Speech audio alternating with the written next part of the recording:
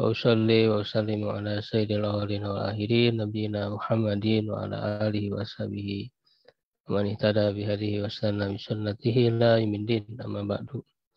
Alhamdulillah wa sekalian para pecinta ilmu-ilmu syar'i. Kita kembali berjumpa di kajian kitab rutin, yaitu di kesempatan kali ini ya, selain kita mempelajari ilmu fikih di hari Selasa ya, juga kita lengkapi dengan mengkaji ilmu usul fikihnya agar paham landasan dari fikih itu sendiri ya. Mengkaji matan yang paling dasar ya, insyaallah ini matan Al-Waraqat yang ditulis oleh Imamul Haramain ya, Abul Ma'ali Al-Juwaini, ulama besar di mazhab Syafi'i.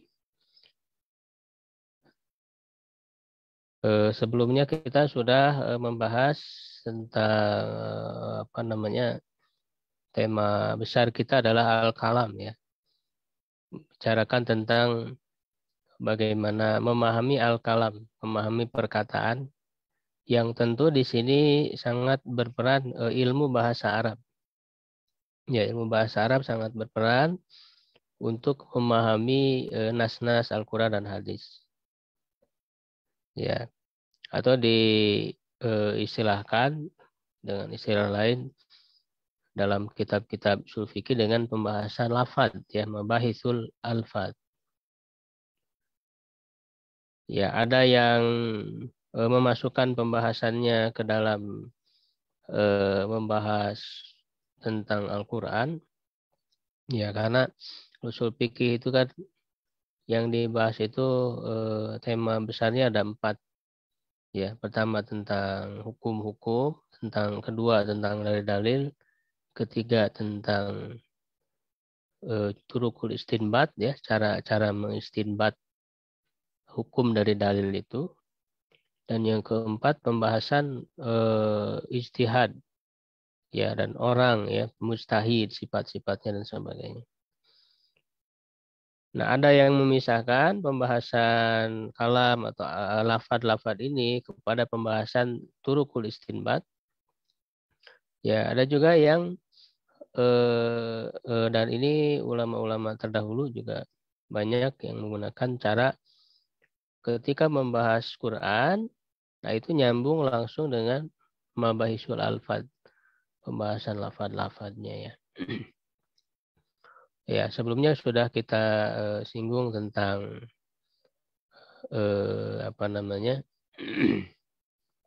tentang bagaimana memahami lafad-lafad itu ya, tentang kalam itu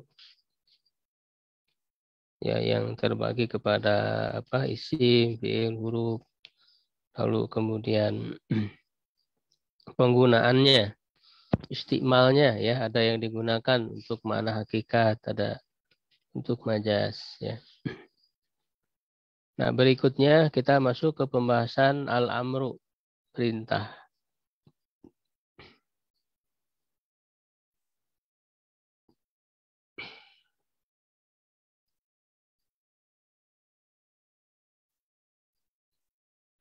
Ya, perintah juga termasuk kepada pembahasan kalam ya, al-alfaz. Jadi lafad-lafad itu secara makna ya ada yang menunjukkan kepada perintah. Ya, kalau perintah ini dalam ilmu balago masuk dalam kategori insya, ya, di mana perkataan ya, seluruh perkataan itu terbagi dua, yaitu kepada khobar. Ya, khobar itu adalah berita ya, pernyataan ya. Ya, kalau didefinisikan itu kan adalah mala ya, ma ya tamilu sinko wal kadzib, yang memungkinkan benar dan salah. Ya, jadi ketika ada berita itu kan kita bisa mempertanyakan apakah berita itu benar ataukah bohong. Jadi berkemungkinan benar dan bohong. Sedangkan insya itu mala ya tamilu sinko wal kadzib, yang tidak berkemungkinan benar atau bohong. Ya, jadi dia bukan pernyataan. Tetapi di situ ada yang memuat tuntutan, ya, gitu. Ada juga yang tidak memberi tuntutan, ya. Kalau yang memberi tuntutan disebut tolabi, yang tidak memberi tuntutan goer tolabi. Nah, yang memberi tuntutan ada yang menuntut untuk dikerjakan, nah itulah perintah al-amru. Ya, ada yang menuntut untuk ditinggalkan, itulah an-nahyu, larangan. Ya, ada yang menuntut untuk dijawab, itulah pertanyaan istifham. Ya, begitu. Ada yang menuntut untuk dipenuhi, itulah panggilan nida. Ya, ada yang menuntut untuk agar terjadi pada kenyataan, nah itulah tamanni, angan-angan. Ya, jadi ini termasuk kategori insya, ya, di dalam perkataan itu. Nah, sedangkan ghair tolabi itu tidak menuntut, ya, itu, tapi dia apa namanya,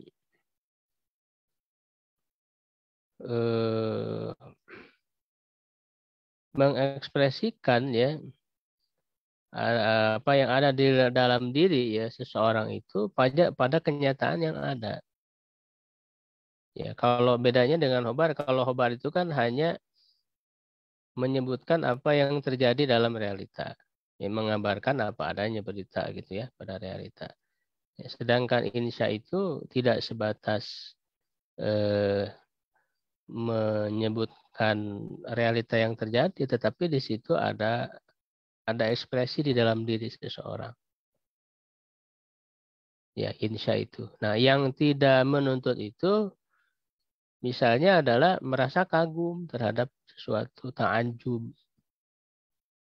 Ya, kalau yang namanya ta'ajub, kagum kan tidak menuntut apa-apa. Ya, itu hanya apa namanya, secara sadar saja kan orang merasa kagum. Begitu. Tidak ada tuntutan apa-apa. Kekaguman, terus pujian, ya, memuji, al-madhu, ya, azam, mencela, ya, celaan. Termasuk juga taroji, juga harapan. Itu termasuk kepada insya ghair talabi. Nah, jadi pembahasan perintah, kemudian juga nanti lawannya larangan, itu sangat penting di dalam dibahas dalam ilmu ushul fikih karena kaitannya bagaimana memahami perintah-perintah yang ada di dalam Al-Quran dan hadis. Karena kan tujuan dari ilmu ushul fikih itu adalah memahami, ya kan, apa yang ada dalam Al-Quran dan hadis. Nah, di sini didefinisikan, ya, wal amru, dan perintah itu adalah istida'aul fi'li bil qauli. Ya, menuntut untuk dilakukan, ya, dengan perkataan. Ya, menuntut untuk dilakukan dengan perkataan. Jadi dengan melalui perkataan, duduklah misalnya, berdirilah, pergilah. Itu ada kata-kata yang diucapkan, ya, yang tujuannya adalah menuntut untuk dilakukan, melakukan sesuatu. Begitu, ya. Mimman huwa dunahu, ya, dari, ya, maksudnya pekerjaan itu dilakukan, ya, oleh orang yang lebih rendah. Ya, oleh orang yang lebih rendah. Jadi dari atasan kepada bawahan, nah itulah namanya perintah. Begitu. Kalau dari bawah ke atas, ya, itu bukan perintah, itu permohonan. Ya, atau kalau kita dari hamba kepada Allah, itu doa. Ya kan, bukan perintah, itu doa. Misalnya Rabbana gfir lana, ya kan, ya Tuhan kami, ampunilah kami. Itu kan bukan memerintah, tapi memohon, berdoa kepada Allah agar Allah mengampuni. Itu dari minal adna ilal a'la, ya, itu doa. Ya, kalau perintah itu minal a'la ilal adna, dari atas ke bawah. Ya, kalau memerintah kepada hambanya, yaitu perintah. Nah, ada lagi dari eh, apa yang sejajar, ya minal musawi dan musawi. Itu namanya iltimas diistilahkannya itu. Ya, diistilahkannya itu iltimas. Gitu. Jadi itu istilah-istilahnya ya, perbedaan gitu ya. Maka di sini oleh Imamul Haramain ya Al-Juwaini ya dikatakan mimman huwa adna ya dari ya, dilakukan oleh orang yang lebih rendah. Itu namanya perintah. Ya, ala sabilil wujub ya secara wajib. Ya, secara wajib untuk dilakukan. Karena kalau yang lebih tinggi itu memiliki kekuasaan ya, memiliki wewenang untuk memerintah, ya tentu perintahnya itu ya harus dilakukan begitu. Ya. Nah, apalagi kan ini yang memerintahnya adalah Allah, Sang Pencipta, Penguasa segala sesuatu. Nah, sehingga ya maka wajar perintah yang dia perintahkan itu ya harus dilakukan sehingga ini menjadi kaidah bahwa secara asal perintah itu menunjukkan wajib. Ya al-aslu fil amri lil wujub.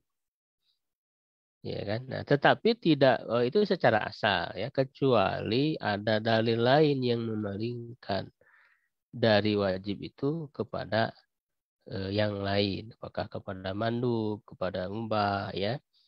Begitu. Jadi secara asal, karena secara asal itu bisa dipahami bahwa perintah itu menunjukkan kepada wajib. Ya, karena kan bentuk taat kepada Allah ya dan itu banyak disebutkan ya di dalam Al-Qur'an. Ya, orang yang taat kepada Allah balasannya surga, orang yang tidak taat kepada Allah durhaka wa man ya'sillaha wa rasulahu, siapa yang durhaka kepada Allah dan Rasulnya yudhilhu naron khalidan fiha. Allah akan memasukkannya ke dalam neraka ya kekal di dalamnya. Ya tentu kalau orang tidak melaksanakan perintah Allah ya yang secara asal menunjukkan wajib itu ya tentu dia akan celaka masuk ke dalam neraka. Ya sehingga hal itu jelas sekali bahwa secara asal perintah itu menunjukkan wajib. Sigotuhu ya bentuknya wasigotu dan bentuknya jadi bentuk perintah itu seperti apa? Ya di sini disebutkan if'al, kerjakanlah. Ya, jadi fi'il amr ya dalam ilmu tasrif yaitu menggunakan fi'il amr perintah itu. Ya atau juga bentuk-bentuk lain ya yang memiliki makna yang sama ya dengan fi'il amr. Yaitu misalnya dengan lamul amri ya. Lamul amri yang bersambung dengan fi'il mudhari ya liya jelis ya hendaklah dia duduk misalnya. Yaitu menggunakan lamul amri ya.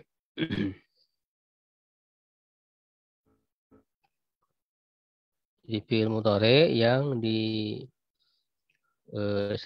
dengan lamul amri ya. Baik itu untuk goib ya ataupun bisa juga untuk muhotob. Ya misalnya litakum ya hendaklah kamu ya berdiri litata'alam hendaklah kamu belajar begitu misalnya. Itu bisa ya seperti itu. Wahia indal itlaqi wa tajarrudi anil qarina ya tahmilu alaihi. Ya dan dia ketika ada secara mutlak ya dan tajarrud ya kosong anil qarina dari qarina ya tidak adanya keterangan lain ya yang memalingkan ya tahmilu alaihi maka sigotnya itu ya tahmilu domirnya iya ya berarti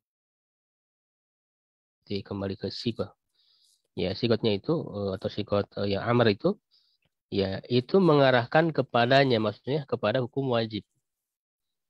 Begitu. Jadi secara asal perintah menunjukkan kepada hukum wajib. Ya, ketika dia ada secara mutlak, tanpa ada ikatan, tanpa ada batasan. Ya, aqimus sholah, dirikanlah sholat. Itu kan perintah. Wa'atu zakat, dan tunaikanlah zakat. Ya, dia disebutkan secara mutlak juga kosong dari keterangan lain yang memalingkannya kepada hukum lain. Ya, sehingga menjadi wajib, ditariklah kesimpulan dia adalah wajib. Illa madalla dalilu, kecuali ada dalil yang menunjukkan ala annal murada, bahwa yang dimaksud minhu darinya adalah an-nadbu. Ya, sunnah ya, nadbu. Sunnah itu kan disilakan dengan beberapa istilah. Ya, seperti dalam Nazom Kaukab Asyati ya, Nazom Jamil Jawami, ilmu usul fikih. Imam Suyuti rahimahullah mengatakan wanadbu wa tatawu wal wanadbu wa sunnatu wa tatawu wal mustahabbu ba'duna qad nawau. Ya, jadi ada anadbu, ada sunnah, ya, tatawu, kemudian mustahab, itu maknanya sama. Maknanya sama ya. Jadi sunnah yang perintah tetapi tidak menuntut untuk mengerjakan, tapi tidak secara mesti. Ya, tolabul fi'li tolaban ghairu jazimin. Ya, di mana ya biha itu yusabu ala fi'lihi wa la yu'aqabu ala tarkihi. Ya, diberi pahala orang yang mengerjakannya dan tidak disiksa orang yang meninggalkan. Itu mandub. Jadi ya, disebut mandub, sunnah, mustahab, tatawu, ya, atau juga ada lagi nafilah gitu ya. Itu sama maknanya. Ya, kecuali ada sebagian ulama ya dari mazhab Syafi'i, misalnya ba'duna qad nawa'u, ba'duna sebagian dari sahabat kami itu membedakan. Misalnya ada Qadhi Husain misalnya yang membedakan istilah-istilah itu ya. Kalau sunnah itu adalah yang dibiasakan oleh Nabi. Kalau mustahab itu hanya sekali dua kali dilakukannya. Ya, kalau tatawu itu adalah orang memilih ya untuk dirinya, membiasakan untuk dirinya. Atau ya dari perintah-perintah yang umum, misalnya zikir, sholat, baca Quran, untuk dirinya itu menentukan waktu untuk dirinya, itu disebut atau sedangkan nadbu itu lebih umum ya, mencakup semua. Itu ada yang membedakan seperti itu. Ya, jadi kalau ada dalil lain yang memalingkan, yaitu bisa berpaling kepada hukum mandub ya, atau sunnah. Ya, apa namanya? Ada qarinah ya, keterangan lain ya yang memalingkan kepada sunnah ya.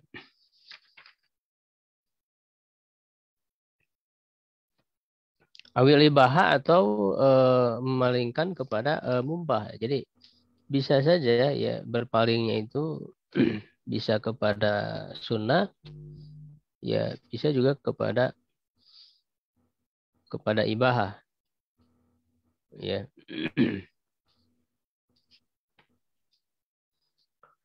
Misalnya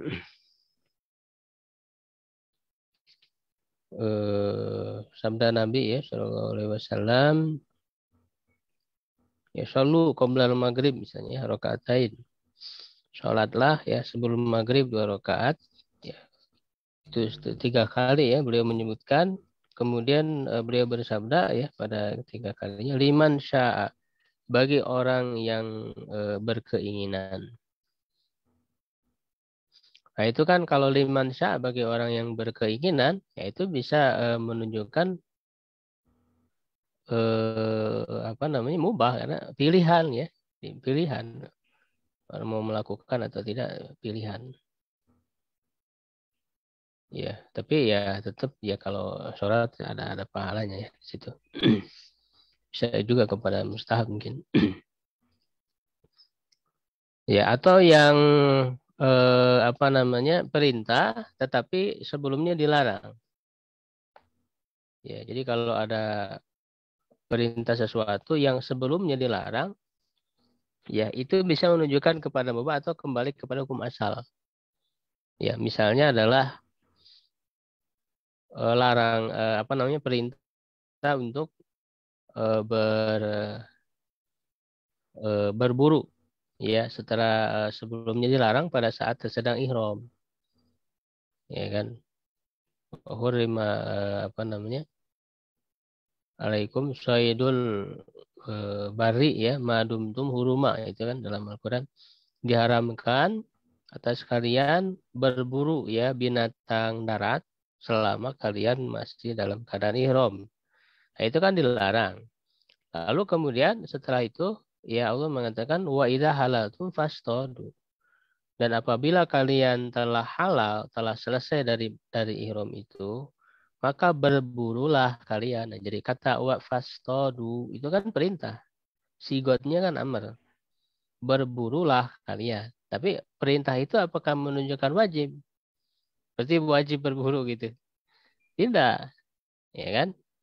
Gitu. Karena di sini ada qarinah yang menunjukkan kepada tidak wajibnya. Ya, gitu. Kenapa? Karena dia itu perintah yang datang setelah larangan, ya, sehingga kembali kepada asal. Asal dari hukum berburu itu ya mubah saja gitu ya. Sama seperti Jumat juga ya. Seperti Jumat itu kan ada larangan ya ayyuhalladzina amanu idza nudiya lis-sholati min yaumil jumu'ah fas'au ila dzikrillah wa dzarul bai' ya. Tinggalkanlah perdagangan, berdagang, jual beli, berusaha itu jadi haram ketika datang waktu sholat Jumat itu harus dihentikan jadi haram. Nah lalu kan setelah faida qudiyatis sholatu fantashiru fil ardi wabtagu ya kan fadlillah. Setelah selesai sholat Jumat maka bertebaran, nah itu kan perintah fantashiru bertebaran wabtagu ya kan. Enggak harus setelah selesai Jumat itu pokoknya wajib harus bekerja gitu ya. Yang wajibnya itu kan mencari nafkah, memenuhi kebutuhan. Ya, dan waktunya kan mubah saja boleh. Kita mau milih hari apa saja kan boleh. Mubah pilihan. Tidak harus setelah Jumat kita harus bekerja. Jadi perintah di situ tidak menunjukkan wajib. Kenapa? Karena perintah setelah larangan ya kembali kepada hukum asalnya. Ya, begitu juga perintah untuk menggauli pasangan istri ya. Misalnya setelah ada larangan untuk menjauhinya itu ketika sedang haid. Wa yas'alunaka 'anil mahid qul huwa adzan fa'tazilun nisa fil mahid. Ya, tinggalkan, jauhi perempuan ketika mereka sedang haid wala taqrabuhunna hatta yaturuna fa idza tataharna apabila mereka telah suci fa'tuhunna datangi mereka. Itu kan perintah. Fa'tuhunna. Ya, datangi mereka. Nah, itu kan datangi mereka ini perintah tetapi tidak menunjukkan wajib. Ya kan? Itu adalah suatu hal yang mubah saja. Begitu. Jadi ada qarinah yang menunjukkan ya kepada hukum yang selain wajib. Begitu ya, karena sudah jam 6 lewat. Kita cukupkan untuk pembahasan pada kesempatan kali ini ya, hanya beberapa baris. Jadi mudah-mudahan ya sedikit kita menambah kepahaman kita terhadap ilmu syar'i, ilmu Islam ini. Demikian wallahu a'lam bishawab. Subhanakallahumma wa bihamdik asyhadu an la ilaha illa anta astaghfiruka wa atubu ilaik. Qulu qawli hadza wa astaghfirullah li wa lakum. Assalamualaikum warahmatullahi wabarakatuh. Waalaikumsalam warahmatullahi wabarakatuh. Terima kasih Ustaz. Firman.